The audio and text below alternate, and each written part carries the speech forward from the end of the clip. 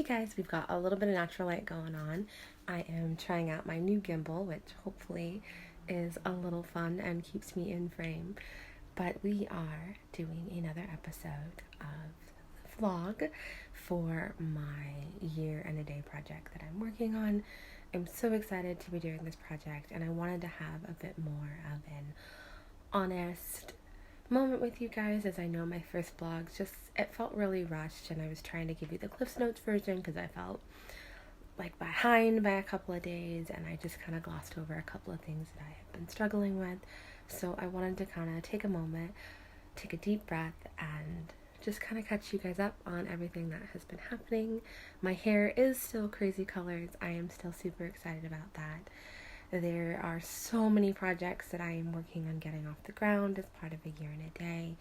And for those of you who are just joining me on the project and are not sure what a year and a day project is, just think, say yes. So for those of you who don't know, I just turned 29 not that long ago. And so I'm giving myself permission to say yes to all of my little and sometimes ridiculous and small dreams for the next 366 days. I chose a year and a day for cultural reasons, and also I'm a huge nerd when it comes to things witchcraft, Wiccan, folklore, and mythology based, and there are a lot of protagonists, heroes, and trials that last a year and a day, and it just seemed like a really fitting number for me. Which brings me to our second vlog. Can you believe it? I have been 29 since March 5th, almost 3 weeks now.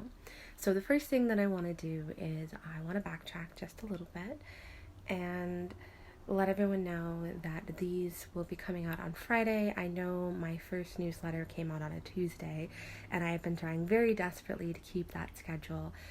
However, it occurred to me that that schedule was technically late since I started on a Friday. A weekly update would take place on a Friday. So I am doing this a little early, but I want to have it prepared for this Friday so you guys can have it. I will be posting this a little sooner, and then I'll be posting a follow-up as well. So you'll get to see this twice, and hopefully something fun as well for this Friday that's just a little extra. So that's that. In terms of things that I have been working on as part of my year and a day, today I am playing with this gimbal, which is super fun. And for those of you who don't know why a gimbal, you're like, oh, it's probably just because she does vlogs now and she's been doing little video series. Well, yes, but it's also, I have always wanted to be a cinematographer.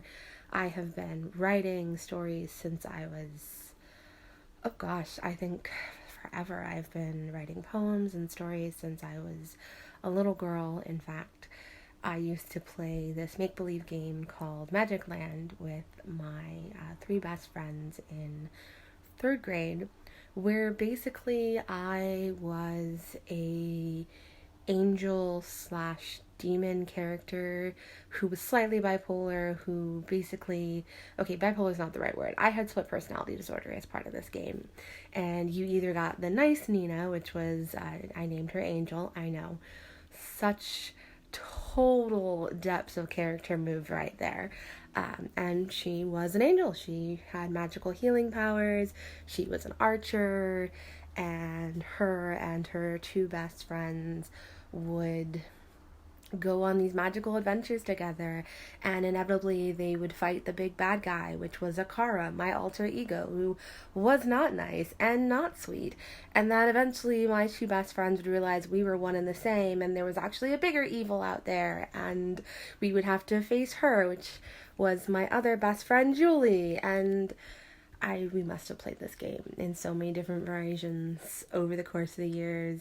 The staples were I always was bow and arrows, and Jesse and my friend Travis would have sticks and swords, and Travis was always a hothead who would go off on the top of anything really, and they never got along.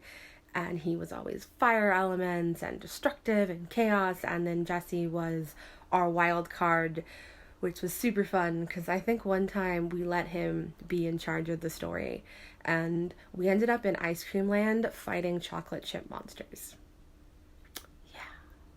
Yeah, chocolate chip monsters. It was great, but I mean, come on, we were like, I don't know how old we were. We were in second grade, but we were in second grade, okay?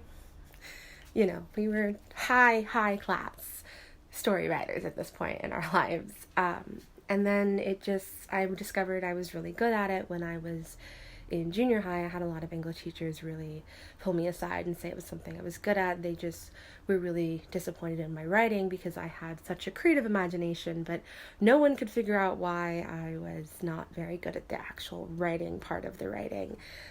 In fact, it would not be until a very embarrassing moment in my early 20s when I would take probably the toughest English class I've ever taken at Brooks with a teacher by the name of Lynn Rowlands. Amazing teacher, loved her to death, but she couldn't figure it out either. She's like, you are like going to fail my class if I don't start tutoring you and start making you come in and write your essays with me, because we need to figure this out because this is not going well for you. And I remember I was super nervous. I had stayed up all night writing this paper, trying to like at least make it not suck. And one of the ways that she would have us edit our papers is we would read them aloud. Well, she had a copy and I had a copy that I was reading aloud.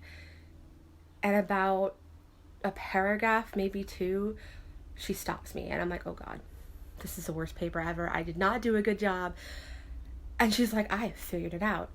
I was like, what did you figure out? She's like, are you dyslexic? And I was like, no, I don't think so. She's like, no, you're dyslexic. And if you've never met Miss Lynn Rowland, you should, because she has this, I don't want to call her Southern charm because it's not Southern, but it's just this very quirky, very no-nonsense, this is how it is, I've figured it out, this is the way things are now, type of no-nonsense, no bullshit lady who is amazingly brilliant and smart. And apparently what I was reading and what I had written were not at all the same thing. So I found out in my 20s that I was dyslexic, which is why in a twist of fate, when I was in high school and I was trying to decide what I wanted to do with my life, I discovered photography.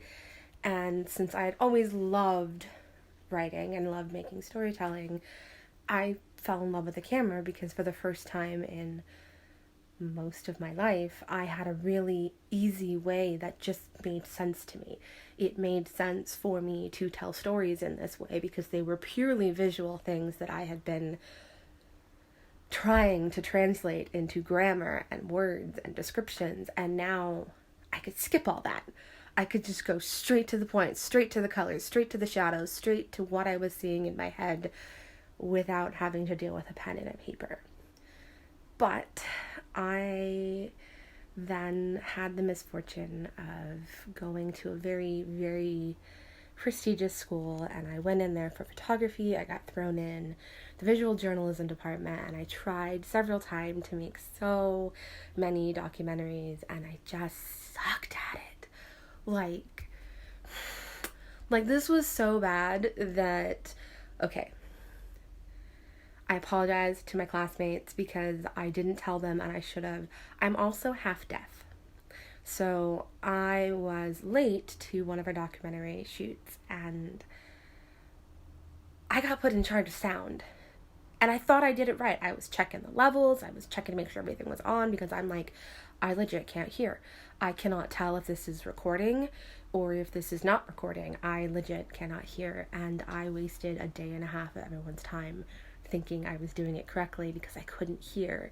And I should have asked for help. I really should have. And I feel so bad, but I just had the worst experience in that class when it came to the actual learning how to do audio, learning how to do pans and sweeps, and that class scarred me in a way that made it to where I never wanted to pick up a video camera again, which is tragic because I recently discovered I lost all of my high school videos that I used to do. I used to drag my best friends and we would make these little films that I now would have no proof ever existed, and they made no sense, but I did. And so that's kind of why the gimbal. That was very long and winded, and I think we discovered a lot more about me than I intended to share, but I guess I'm really good at chasing rabbits. Sorry. Sorry. Anyone who knows me knows I am not very good at staying on task or on topic. But long story short, today we are practicing with the gimbal in the hope that I can start my first cinematic project this week. Super excited. I'm a little nervous because, as I kind of hinted at last week, I've been hitting some roadblocks when it comes to not necessarily the personal things. I think I've done really well on some of my personal dreams. Like, I've dyed my hair, I started martial arts, I actually learned how to get out of a grapple, and I've taken some big steps on some personal goals that are really important to me, but I haven't really made a lot of progress, or as much progress as I would have liked to have made, on my artistic endeavors and really pushing myself forward to say yes to some of the projects that I have been sitting on for the past who knows how many years. But I'm really hoping that I can reach out to a friend of mine and that she will be willing to help me do this sunset video shoot for my first cinematic video, which I'm super excited about. I'm hoping she'll say yes, because she's a friend and she will hopefully be way more reliable than all of the models that I have been working with lately. And that's not a diss on anyone who's worked with me. It's just I have had quite the experience the last month and a half. I have been trying to get not one, not two, 3 projects off the ground since February 1st. And I have scheduled shoots. I have rescheduled shoots. I have had 3-hour no-shows. I have had, and what I mean by a 3-hour no-show is you didn't call, you didn't text. I called, I texted, I said, hey, the shoot was supposed to start at 2, and then nothing. So I tore down the set, I packed everything back up, and then 3 hours later, you got back to me. And I'm not mad, and I'm not saying this to call anybody out, but I did want to be a little bit more transparent with our vlog because I feel like this is something that I need to do. You know, part of the 366-day challenge is giving you guys an opportunity to really see me and to be a little bit more open, a little bit more vulnerable, and a little bit more transparent with what is going on in my life. So I am frustrated, and I was trying to sugarcoat it last week and be like, we'll just persevere and everything's gonna be great. It will, and I'm fully 100% confident that I will find my way forward and find my way through it. It doesn't change the fact that I have tried to start 3 projects in the last month and a half and made 0 projects. 0. None. I have done more setting up and tearing down of photo shoots than I have actually taking pictures. But that's really kind of it. The last 3 weeks have been a lot of fun. They've been super stressful. I've been trying not to be hard on myself, as, again, I really haven't accomplished nearly as much as I would have liked. But it's only week 3. We still have 49 more weeks to go. And, you know, on a side note, I have made some progress. You know, I signed up for a class in Paris. I took my first French lesson this morning. I mean, I took French in high school, but I haven't spoken it since, and I remembered some of it. I was proud, sort of, and I was also sad about how much I couldn't remember. But that's really it. That's kind of what's going on in the world. I don't know if you guys like this style of vlog. I did want to comment on the format of the vlog, and because I had a couple people like, why is it vertical? Well, it's vertical because when I originally envisioned doing a blog, I envisioned doing all of this on Instagram, and Instagram stories are vertical. So that's how I kind of thought this happening, and then I thought, oh, wouldn't it be fun to also do a newsletter so that you guys could have it in your inboxes every Friday as well. But yeah, so that's it. That's what's new with me, and I'm just chugging along, not making as much progress as I would like, not working as quickly as I would have hoped, but just trying to move forward with as much love and grace as I know even the best laid plans don't always go as intended. So we'll see. Wish me luck. I'm excited for the video project this week, and hopefully, fingers crossed, I can find a model and we can get it all taken care of, and you guys will see my first ever video creation. Well, not first ever, but first ever in like way too long. I wish I could show you my first. It was laughable. If I find it, I will share it with you guys, I promise. I don't know where it is, but if in some alternative universe I can track this down and show it to you in all of its high school glory with bad sepia tones and really weird costume styling, I will happily share that with you. But here's to a week of saying yes to being a cinematographer and challenging the belief that I just don't have it in me to make moving pictures. See you guys next week. Bye.